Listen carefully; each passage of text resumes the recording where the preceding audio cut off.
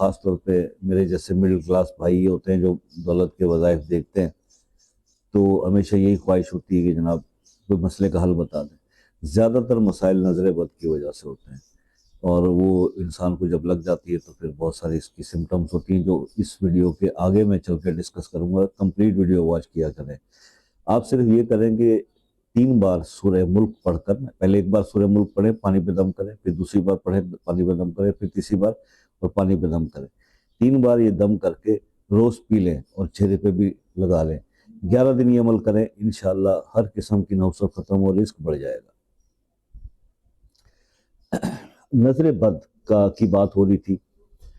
आपको मैं बताऊं एक बात कि 80-90% जो मेरे पास केसेस आते हैं ना, जो लोग अपने मुकाम से गिर गए, बहुत सारा कमा रहे थे, बड़ा अच्छा बिजनेस चल रहा था, बड़ी अच्छी जॉब थी, एकदम से खत्म हो गया सब कुछ, एकदम से मकरूज होते चले गए, एकदम से लॉसेस होते चले गए।